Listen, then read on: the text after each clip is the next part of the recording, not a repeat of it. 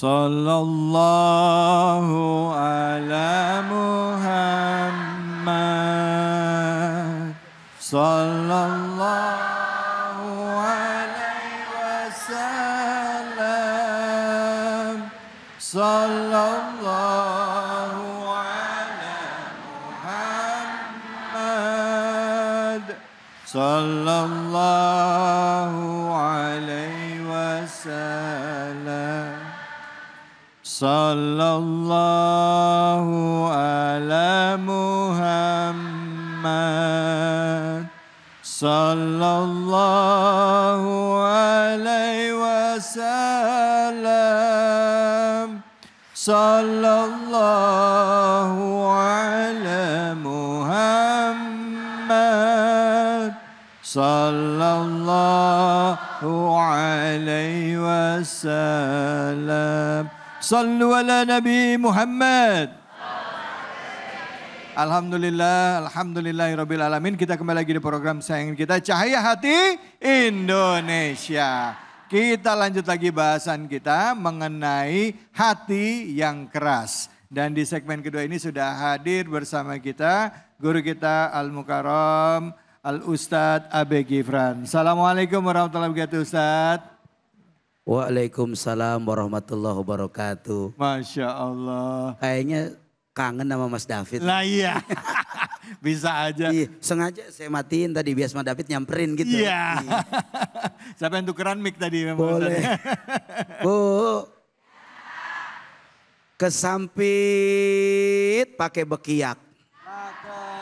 Kita doain Mas David biar rezekinya banyak. Amin. Alhamdulillah. Assalamualaikum warahmatullahi wabarakatuh. Waalaikumsalam warahmatullahi wabarakatuh. Saya doain yang jawab salam moga-moga pulang dari ini tempat duitnya banyak. Yang aminnya kenceng ketahuan gak punya duit. Makanya saya pantun buat dia biar banyak duitnya. Tahu aja Ustadz. Mudah-mudahan salam kedua lebih semarak. Amin. Amin. Assalamualaikum warahmatullahi wabarakatuh. Waalaikumsalam warahmatullahi wabarakatuh. Saya doain yang jawab salam mudah-mudahan pulang dari ini tempat hutang-hutangnya lunas. Yang aminnya kenceng emang banyak hutangnya. Ada orangnya? Ada. Mana? Itu dia. Alhamdulillah. Qad aghrazana ta'idzal fikri lil arbabil hija. Wassalatu wassalamu ala rasulihi wa ala alihi wa sahbihi wa mawalah amma ba'du.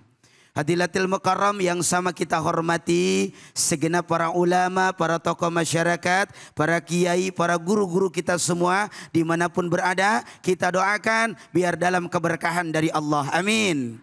Amin. Disehatkan oleh Allah, amin. Amin. Dan terus jadi penyejuk di tengah kita semua, amin ya rabbal alamin. Yang sama kita hormati Mas David yang ganteng, alhamdulillah. Alhamdulillah. Jalan-jalan kesampit pulangnya berasa dahaga. Cakep. Kita doain Mas David biar masuk surga. Amin. Coba dong pantun buat saya. Ya. Dadakan saya mesti siapin dulu ini. Bu. Ya, Bu. Masya Allah tabarakallah. Kadang di sekitar kita banyak orang yang hatinya keras. Ada yang begitu? Ada? Mana orangnya? Diomongin nggak pernah denger. Ada yang begitu? Ada? Mana orangnya? Kadang-kadang kita minta maaf, nggak pernah dia ngerespon maaf kita. Ada yang begitu? Ada? Mana orangnya? Ternyata ini semua sudah ada di zaman Bani Israel. Saat ketika mereka merasa paling benar, tidak menerima kebaikan, datangnya kebenaran, ternyata tidak membuat orang itu sadar, malah congkak, malah sombong, malah menjadikan apa yang dia benar sendiri menurutnya adalah sebuah kebenaran. Maka dalam Al-Quran dikatakan surah Al-Baqarah, "Tsumma qasat qulubukum min ba'di dzalika fahiya kal hijarah." Banyak orang yang hatinya sekeras batu. Ada yang begitu? Ada. Banyak orang yang sulit menerima kebenaran. Ada yang begitu? Ada.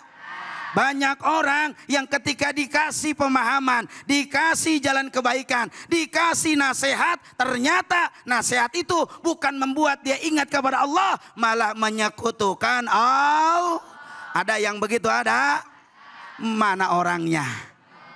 Maka ini terjadi menjadi pelajaran buat kita. Sehingganya Allah Subhanahu wa taala menegaskan bahwa banyak orang yang hatinya sakit. Fi qulubihim maradun fazadahumullahu marad. Bahwa ada hati yang sakit lalu ditambahkan sakit itu dengan sebab lantaran apa? Mereka tidak mengenal Allah. Ada orang sini, Bu, Pak, dia ada orang yang gak mau ibadah. Ada yang begitu? Ada. Mana orangnya?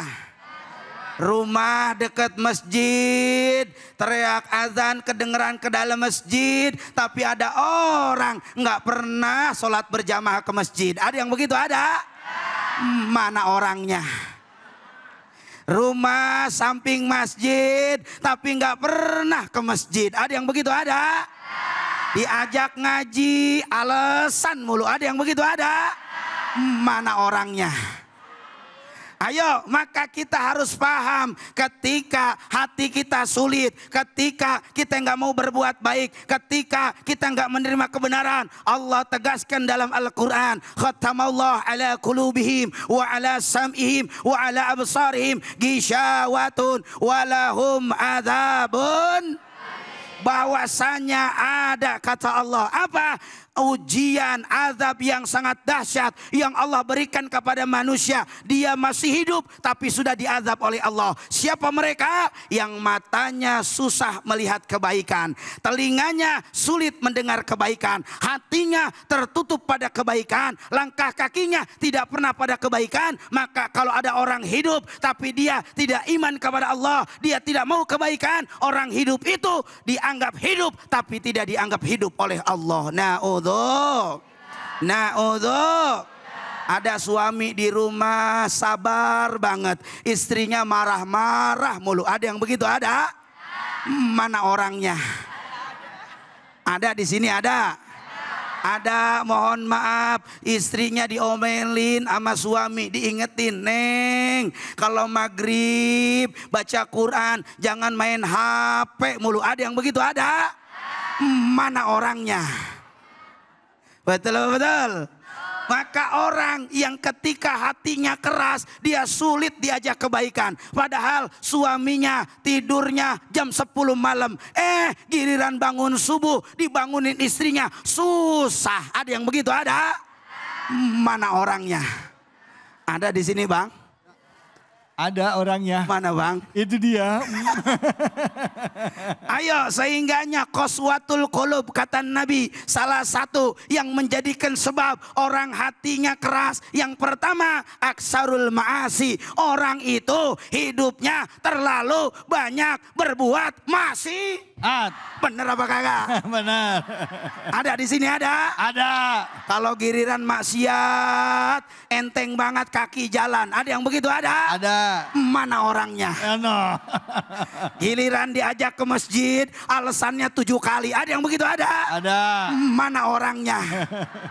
Ya, gua nggak ke masjid sekarang, emang apa? No, lihat udah mendung. Ada yang begitu? Ada. Ada. Emang apa? Mendung, bentar lagi hujan. Hujan pisan. Ada yang begitu? Ada. Ada. Maka ketika hati keras, apapun yang kita nasihatkan, apapun kebaikan yang kita buat, kalau orang banyak maksiat, dia tarkul ibadah. Lalu yang kedua, ciri hati yang keras itu tarkul ibadah, dia nggak pernah mau ibadah. Rasanya sholat itu berat banget. Ada yang begitu? Ada. Ada. Mana orangnya? Oh no. Saya tanya ibu-ibu, Bu. Ya. Bu. Ya. Bu. Ya. Sholat paling berat sholat apaan? Hah? Subuh? Bapak-bapak? Pak. Masih hidup? Pak. Bapak-bapak, sholat paling berat sholat apaan? Ternyata kata bapak-bapak sholat paling berat isya, subuh, duhur, asar, maghrib. Mudah-mudahan kita jaga hati kita agar tidak keras. Moga-moga Allah berikan keberkahan dalam hidup kita. Amin ya robbal alamin. Masya Allah, sampai lompat-lompat. Masya Allah. Bu, Pak. Yang mau nanya siapa, angkat tangannya silakan. Ya, oke, baik, ibu, silakan ibu. Namanya dan pertanyaannya langsung. Ya, langsung ibu sudah on ya. Assalamualaikum warahmatullahi wabarakatuh. Waalaikumsalam warahmatullahi wabarakatuh. Mohon maaf Pak Ustadz, saya izin bertanya. Ya, silakan. Ya. Saya namanya Suswati. Bu Suswati. Iya, ada apa namanya? Saya dari Majlis Taklim Al Husna. Ya. Iya. Pertanyaan. Izin bertanya, saya tuh ada selisih paham dengan tetangga. Iya, saya sudah minta maaf, tapi dianya tidak merespon apa-apa gitu. Saya udah berkali-kali saya minta mohon maaf lahir batin. Udah berkali-kali ketemu di masjid, tapi dia tidak respon apa-apa Pak Ustadz. Bagaimana caranya ya kalau... Ya, kalau udah minta maaf, tapi dia nggak maafin gitu. Nggak mau maaf, dia tidak mau maafkan saya. Saya sampai gimana ya, saya sampai sedih, saya sampai nangis di rumah gitu loh Pak Ustadz. Apa? Ya? Salah ibu apa, salah ibu? Salahnya sih cuma sepele sebetulnya. Ya. Iya, cuma sepele. Cuma kok sampai segitunya gitu loh. Sampai sekeluarga situ memuji saya gitu loh. Gak mau bertanya, gak mau apa. Saya sebetulnya kan namanya teman namanya tetangga kan kita sama mau pengen baik sama siapapun ya. Biarpun lain agama ataupun tambah orang Islam itu. Ya saya mohon bertanya Pak Ustadz bagaimana ya? Saya menyikapinya gitu. Baik. Terima kasih banyak Pak Ustadz. Assalamualaikum warahmatullahi wabarakatuh. Waalaikumsalam warahmatullahi wabarakatuh. Bagaimana menyikapi sama orang yang kita sudah minta maaf tapi orangnya nggak respon atau diem aja. Dengan kata lain bisa jadi nggak maafin kita. Silakan Ustadz Fadl. Masya Allah. Bu. Ya. Pak. Al-insan mahalul khoto wan nisyan. Kita ini orang yang sadar diri kalau kita ini tempatnya salah juga tempatnya lupa. Tapi selama kita jadi manusia tidak mungkin kita selalu melakukan kesalahan. Dan juga tidak mungkin kita selalu lupa. Itu adalah sesuatu yang menjadikan sifat dalam diri kita. Maka hebatnya orang ketika dia punya kesalahan. Ketika dia berbuat salah, lalu dia menyadari kesalahannya dan dia mencoba untuk memperbaiki kesalahan itu dengan cara dia meminta maaf kepada orang lain. Artinya adalah apa? Bahwa Allah menerapkan kasih sayang dalam hati kita. Alhamdulillah. Sehingganya kewajiban kita sebagai manusia, hakul adami dengan sesama manusia untuk adalah apa? Salah satu di mana Allah akan mengampuni kita punya kesalahan, saat di mana ketika Allah akan menghapus kesalahan kita terhadap orang lain, maka dengan cara apa? Ketika kita minta maaf kepada orang tersebut. Betul? Betul? Maaf yang seperti apa? Maaf yang tulus, maaf yang sungguh-sungguh, maaf yang karena Allah. Kenapa? Karena kita tidak ingin kesalahan ini menjadi sesuatu yang memberatkan di akhirat. Betul tidak? Tapi ketika kita sudah minta maaf, kita sudah merasa bersalah dengan sesuatu yang tidak secara sadar kita lakukan atau menyakiti perasaan orang lain dengan tingkah dan perbuatan kita secara sungguh-sungguh, lalu kita sampaikan apa adanya kepada orang tersebut, sudah selesai kita menunaikan kewajiban kita sebagai hamba yang dicintai oleh Allah. Amin. Adapun akhirnya dia tidak maafkan, kita serahkan ke Allah. Doain, jangan marah lagi. Tapi doain, minta sama Allah agar orang ini dikasih hidayah dan dilembutkan hatinya. Insya Allah. Baik, alhamdulillah. Bu, udah kejawab ya Bu ya? Bu, alhamdulillah. Ya udah, karena tadi saya ditantang suruh pakai pantun untuk beliau. Panjang beliau ngomong, saya lagi mikir balas pantunnya gimana gitu ya kan. Nih dengerin Ustadz Boleh, baik-baik. Saya boleh. kasih pantun. Boleh, ya. cakep. Ya. Beribadah hati gembira menyambut Ramadan. Cakep. Ulang. Beribadah hati gembira menyambut Ramadan. Cakep. Semua menyambut dengan penuh keriaan. Cakep. Terima kasih tausiahnya Ustadz Abe Gifran. Masya Allah. Semoga Allah balas semuanya dengan keberkahan. Amin. Masuk kan? Cakep, cakep.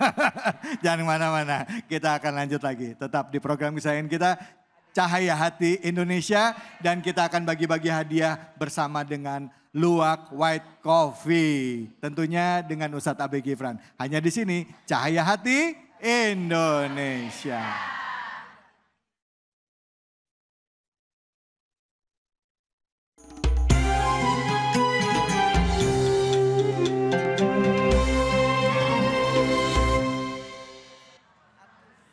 Assalamualaikum warahmatullahi wabarakatuh. Waalaikumsalam warahmatullahi wabarakatuh. Bu. Bu, bu, bu. Bu, bu. Pak. Pak, pak, pak. Ya. Pak, pak. Ya. Masih hidup, Pak? Asik. Alhamdulillah. Alhamdulillah. Masya Allah, tabarakallah. Kali ini kita kembali akan berbagi hadiah, berbagi berkah bersama Luwak White Coffee. Alhamdulillah. Nah, kali ini saya punya pertanyaan. Yang mana pertanyaan ini berhubungan dengan apa yang tadi saya sampaikan. Pertanyaannya adalah, ibu-ibu udah siap dengerin? Bapak-bapak udah siap dengerin? Insya. Oke, saya sebutkan dulu pertanyaannya.